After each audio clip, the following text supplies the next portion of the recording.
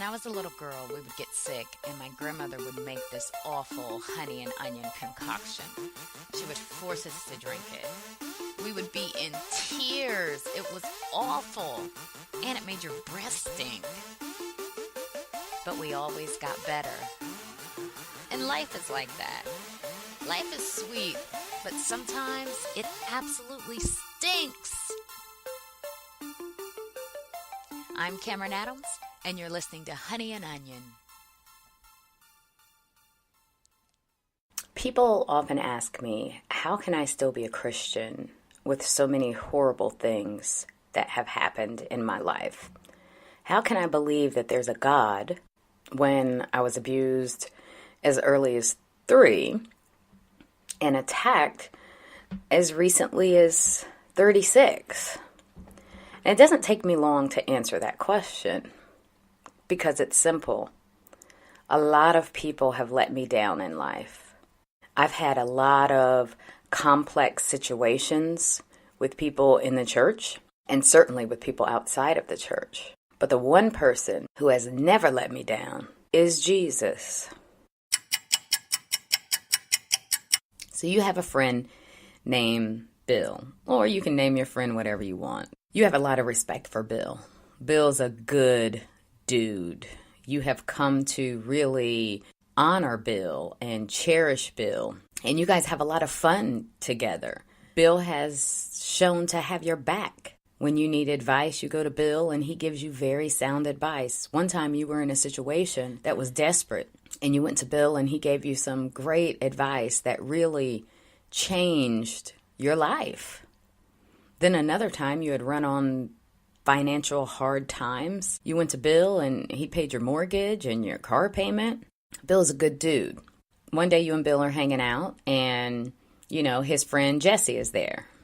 You and Jesse hang around a lot together. You know Jesse through Bill. Bill and Jesse are having a good time and you are laughing right with them. Every time Bill and Jesse get together, sometimes other people are there, sometimes it's just the three of you, you have a really good time. You like him, and Jesse's a good dude, too. One day, you guys are all together, and Jesse gives you his number. Hey, man, call me sometime. Or, hey, girl, call me sometime.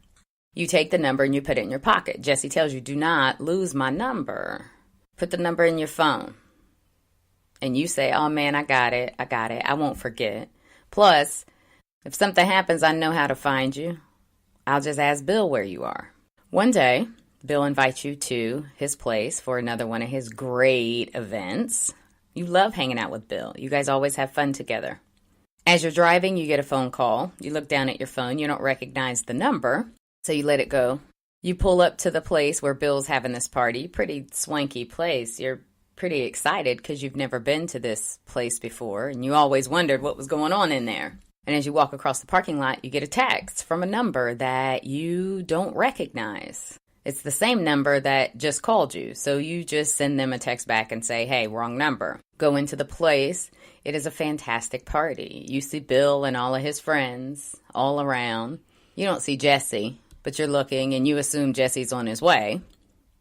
You go over to Bill and you talk to Bill, and Bill's different. And the people around Bill are different.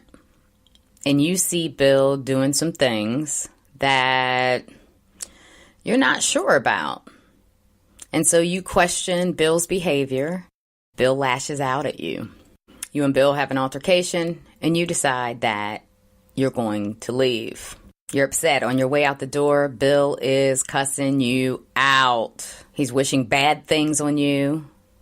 And he tells you that you can forget it. He's never going to talk to you again. You turn around. You get right in his face. You guys are having a heated altercation. And you say to him that you are done with him. That you will never talk to him again. Because he's shown you who he really is. And all these terrible things that he's doing are not a part of your life. That's not how you roll. And if he can't respect that, then yeah, the two of you don't need to be friends. So you leave, and this time while you're leaving, Bill's still shouting at you, angry. You get in your car, you go home. 2 days later, you're in the grocery store and you run into Jesse. Jesse's like, hey man, what's going on? You walk right by him. Jesse's like, okay. A day or two later, you're in the mall And you see Jesse in there, and he's surrounded by people, and he's talking to people, and they're laughing and joking. Jesse has always been the center of attention in life of any party that he's in. And you get so angry, and you burst into the group and say, hey, don't listen to this guy. Don't trust this guy. He's not who he says he is. Jesse's like, man, what are you talking about? He says, hey, you down with Bill. Y'all tight. So I know that you were at that party. Jesse kind of hangs his head. He says, you talking about the party the other night? You say, yeah, the party the other night. He said, man, I tried to call you and tell you not to go. You didn't call me. He said, I called you. Look at your phone. Check your phone. I called you. And then I sent you a text message, and you sent me a message saying I had the wrong number. That was you? He says, so you went to the party and you saw those things. You say, yeah. Jesse says, I want you to know I had nothing to do with that. I was not there. I was nowhere in the place. Had nothing to do with me. Bill has a part of his life that I'm not a part of. When Bill and I are together, we're together and we have a good time. But when he does that other stuff, he knows not to invite me. So I'm sorry that happened to you. So you start to get upset. Jesse says, why are you so mad? That's Bill's business. And you say, because Bill was good. I thought he had a good heart. And the things I saw him doing aren't things that people with good hearts do. He says, you know, one time I was in a bad place. And I went to Bill and I asked him for advice. And he gave me some great advice. It changed my life. Jesse says, yeah, we talked about that. I gave him some ideas. Pretty much told him what to say. So yeah, and then another time I was really in a bad situation. And, you know, he gave me money. He paid my mortgage. He paid my car note. Jesse says, yeah, I gave him the money to do that. So you say, that's my point. The two of you are close. You're boys. And if you're that close to him, then you had to know what he was doing. And Jesse said, I know what he's doing. I don't participate in any of that. But look, maybe you and I can be friends. And you decide you don't want to be friends with Jesse because you don't want anything to do with Bill. A few days later, you run into Jesse again. He's with people. You roll your eyes. You walk by and you say to a woman that Jesse's talking to, hey, watch him. Just stay woke. Then you run into someone else and they say, hey, you know Jesse? I met Jesse. And you say, yeah, I'm not a fan. I'm not a fan because he's down with all of this stuff that Bill was doing. Do you guys get the point of the story yet? Have you figured out that Jesse is obviously Jesus? Bill is someone you know who is Christian, who is, maybe it's your pastor, maybe it's someone from your church, maybe it's someone at work that professes to be a Christian that you know about, and you've seen them do some things. And because of what that person has done, you now refuse to have a relationship with Jesus because you believed and saw that Jesus had a relationship with that person. Your pastor has a relationship with Jesus. He has his own personal relationship. She has her own personal relationship. And like everybody else, they are human. And they make mistakes. Any Christian that you know is a human that makes mistakes. And those mistakes are not on Jesus. So when people ask me, how can I still be a Christian? How can I still go to church after all that I've experienced? The answer is simple. Jesus has never let me down. How can I say that? Well, because I have had some relationships with some of Jesus's friends and frenemies that have turned out bad.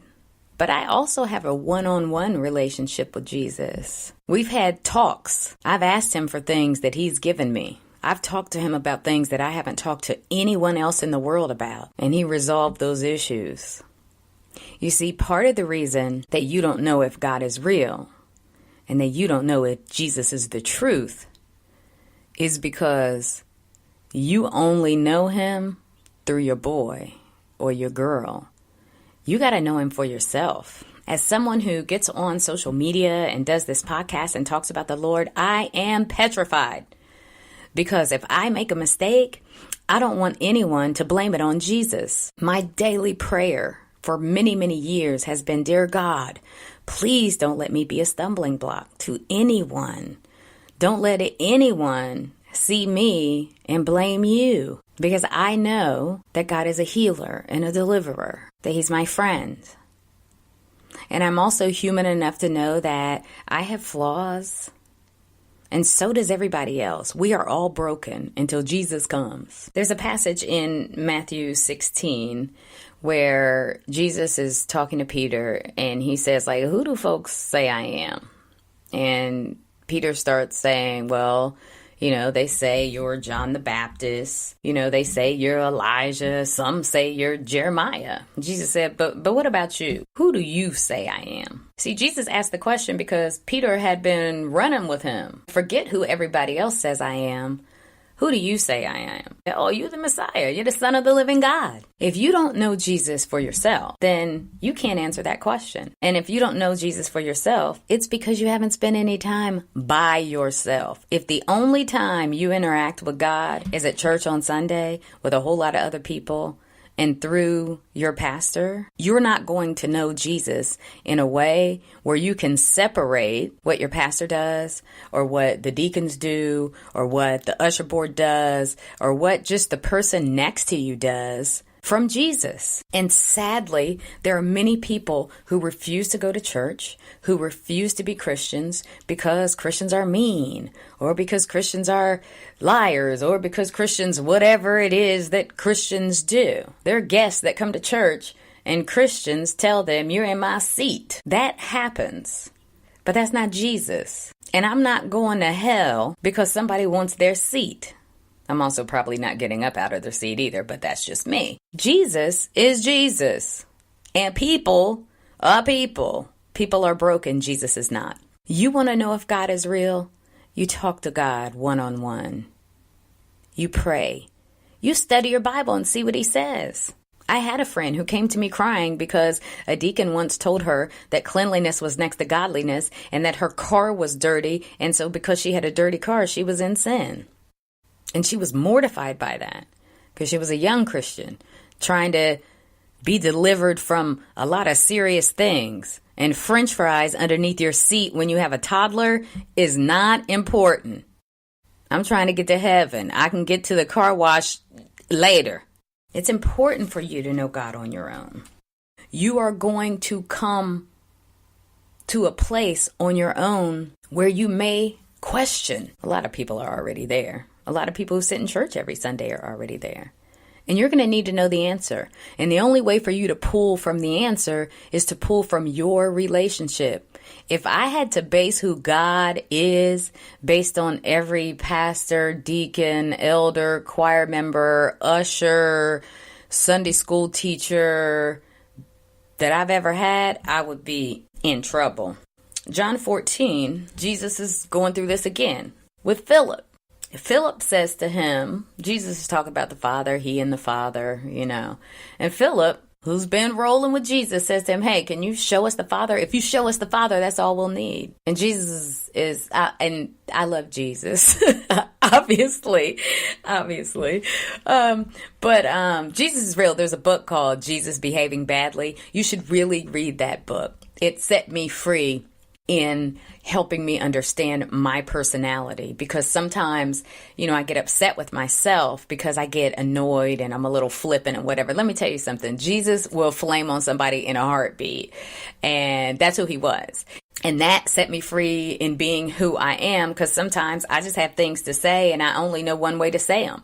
And at this point in John 14, when Philip asked Jesus, he said, show us the Father. And Jesus said, don't you know me, Philip? Even after I have been with you for such a long time, anyone who has seen me has seen the Father. How can you say, show us the Father? In essence, he said, are you for real? When you're walking with Jesus, and the moment comes where the walls close in on you and things happen to you, you can decide what you believe and what you will do and who God is based upon your experience. And you will be able to separate that experience from the things that other people have done to you. The worst story that I've had in the church. I was young and on fire for the Lord. I had come into my own understanding, my gifts, understanding my calling, learning, just reading the Bible and studying the Bible voraciously, taking classes here and there, teaching.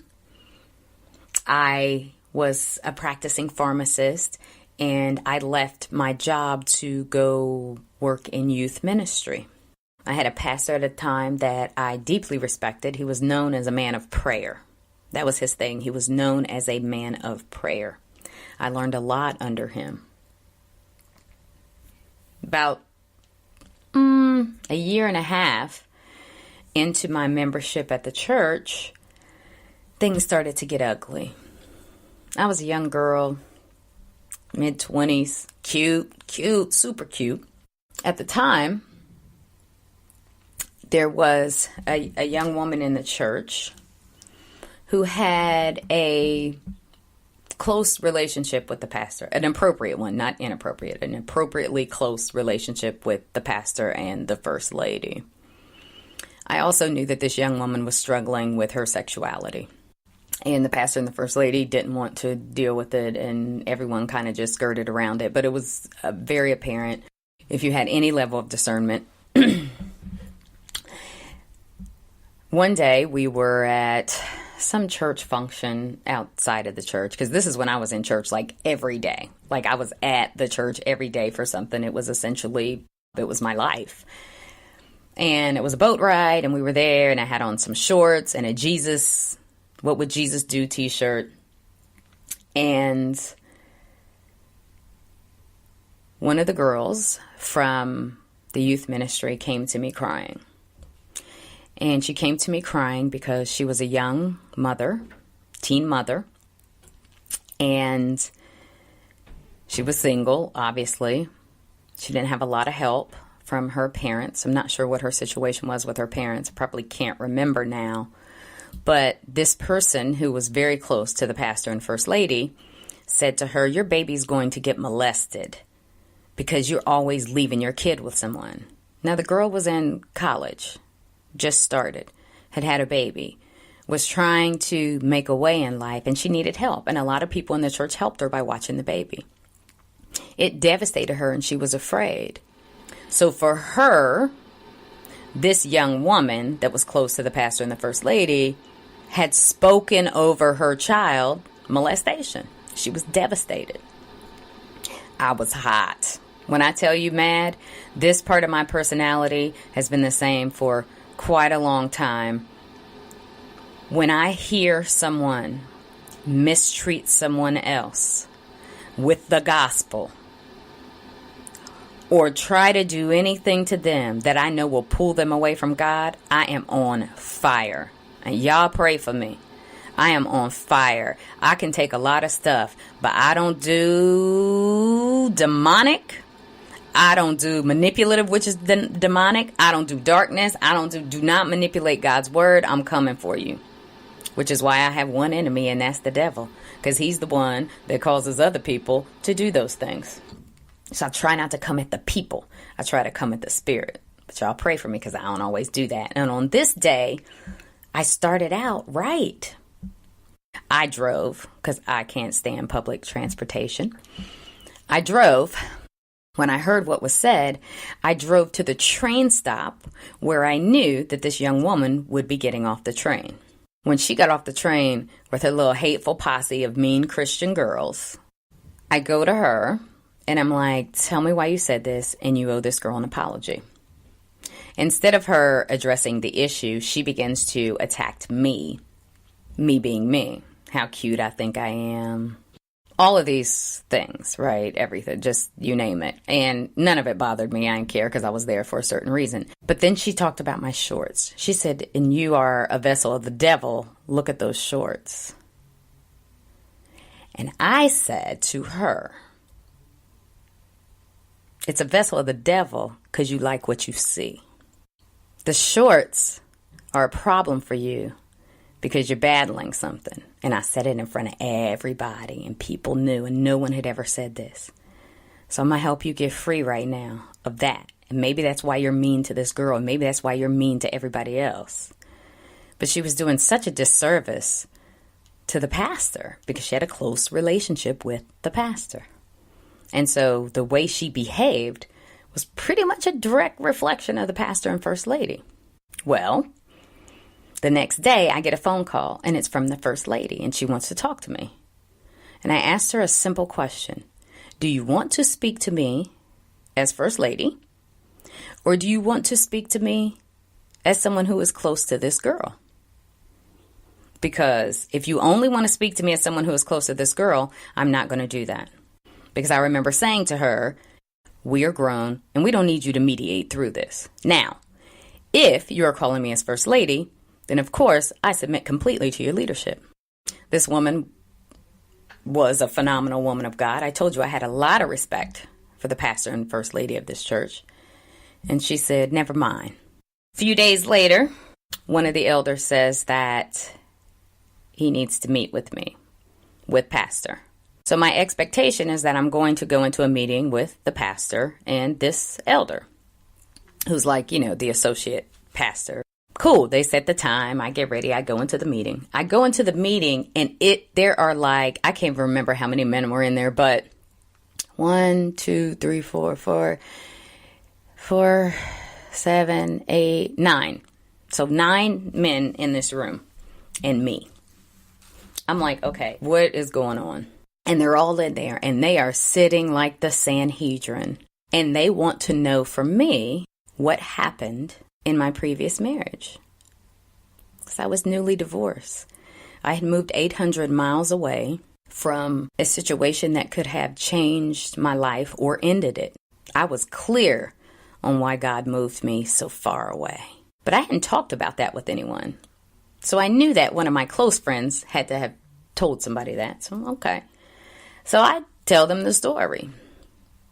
And at that point, the pastor says, well, we called your ex-husband. Now, I am beside myself.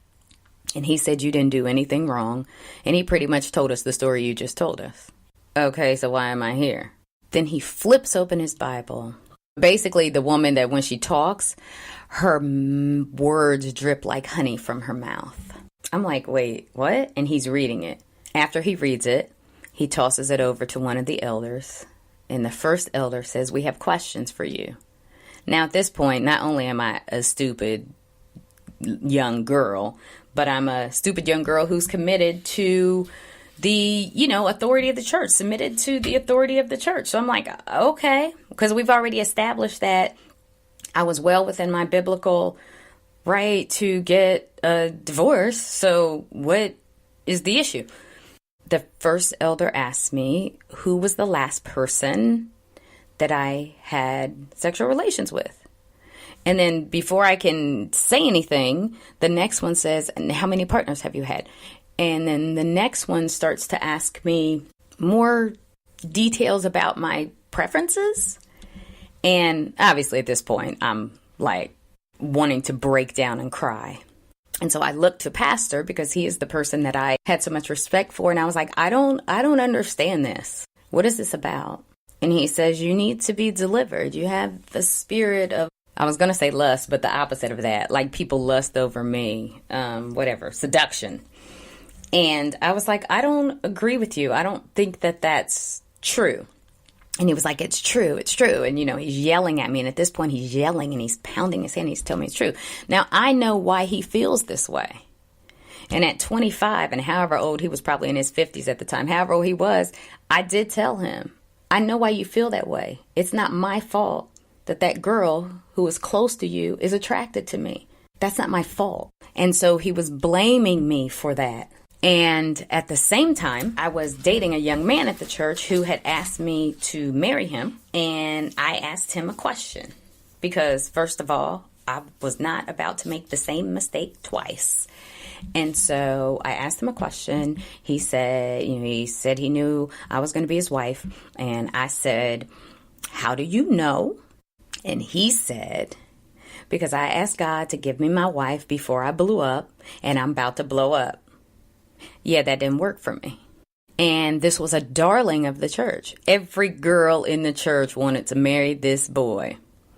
And here I come from outside of the church. It was me whom he wanted to spend his life with. And that angered people. And then when he did say he wanted to marry me, I said, I don't think so.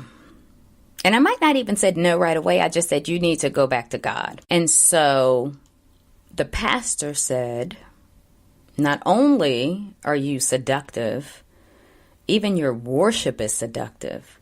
When you sing, it's seductive. You might as well be naked. Wow. But this man wants to marry you, and you don't want to be married. You want to be like the woman at the well. Okay, so yeah, at this point, you're right. I'm crying. I'm in a room full of grown men. I'm 25. Everybody in there is 50 or so. There was one young man in there also close to the pastor. He is a prominent pastor today. I'm very, very proud of him. Not in that church. He has moved far away from that church. And I'm not surprised at how he has turned out. His eyes were so caring and compassionate towards me. He didn't say anything. He dare not say anything with pastor sitting there. But his eyes were so compassionate. I could see that he felt horrible for me. The guy who wanted to marry me was sitting next to me. I get up to leave. He pulls me back down. Then I asked Pastor a simple question because the Holy Spirit reminds me that Pastor is known as a man of prayer. And at this point, I'm thinking through all of these different things because I'm saying, God, how could you let this happen to me? How could they say this about me? And so I asked a simple question. Pastor, did you pray about this? He slammed his hand on that desk and said, some stuff I don't need to pray about. At that point, my tears dried up. I stood up and I walked out. This is a man is known as a man of prayer. They did a spread on him in one of the largest newspapers in the country about being a man of prayer. And you just pulled me in here in front of all of these men to try to humiliate me and degrade me and condemn me and tell me who you think I am based upon the woman at the well and this other woman with honey dripping from her. And you have not prayed? You coming out the flesh, I got to go. And I get up and I walk out. And then the guy who proposed to me is chasing me across the parking lot. And he's saying, wait, come back. And I'm like, and first of all, anybody who's called to be my husband would never sit there and let me go through that. Deuces. I spent the next 3 days in the bed trying to get myself together. And then the following Sunday, I went about a mile away to a church I had heard about, had a marvelous time. Actually, probably within 3 Sundays, joined the church, worked in that church the rest of my time in the city until I moved away. How could I have done that? It was very simple. Jesus did not let me down. That pastor did. Because I asked a simple question. Did you pray? Because if this man of prayer had told me that he prayed, that would have meant that God told him this girl is a harlot and whatever, honey dripping lips seductress. But that's not what happened.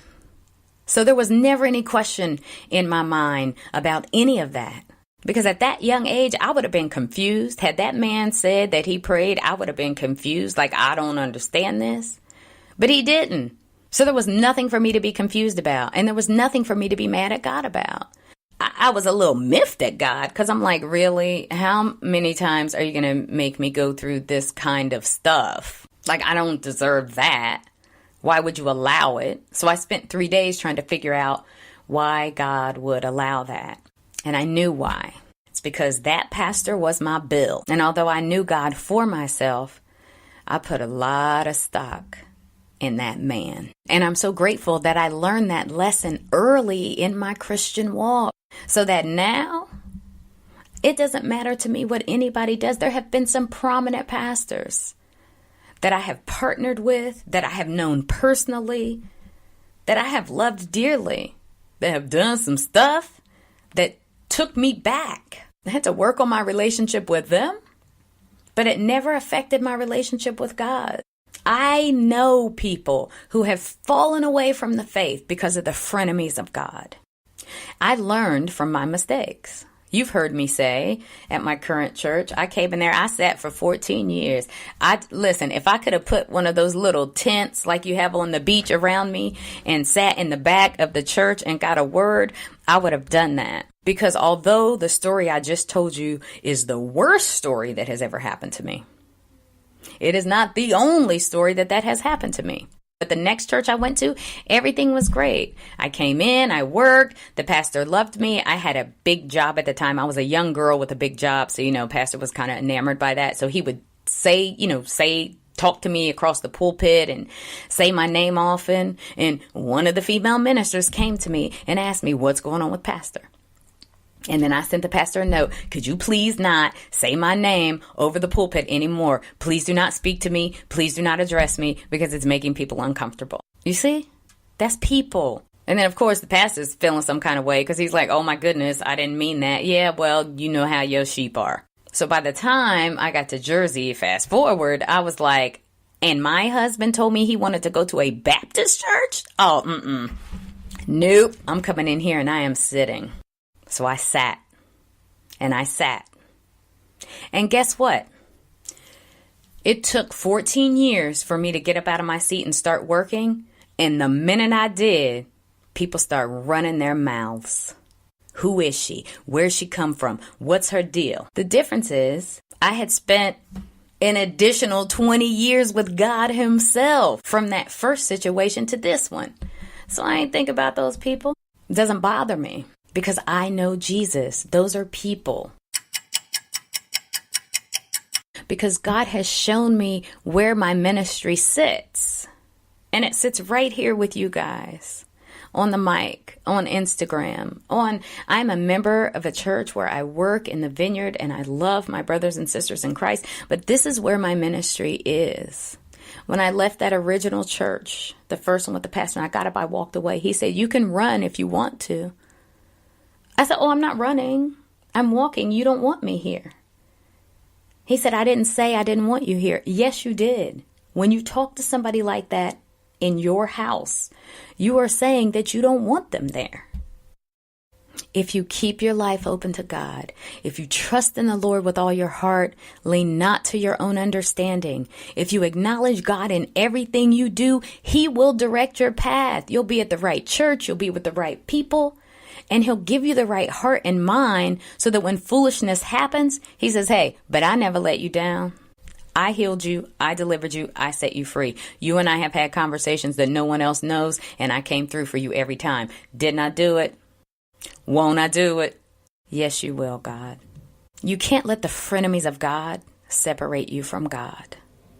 Because the Bible tells us that nothing can separate us from Christ Jesus, except for one thing, us. And he'll still love us because nothing can separate us from the love of Christ Jesus. We can separate ourselves. Don't separate yourself. Don't be mad at Jesus because of something that a person did to you. Well, that's a wrap for this episode. We hope you enjoyed Honey and Onion and that you'll come back again soon. Please hit the subscribe button so that you can get all the new episodes. Remember, life is sweet and sometimes it stinks, but it is always worth living. I'm Kamryn Adams, and I'll see you next time.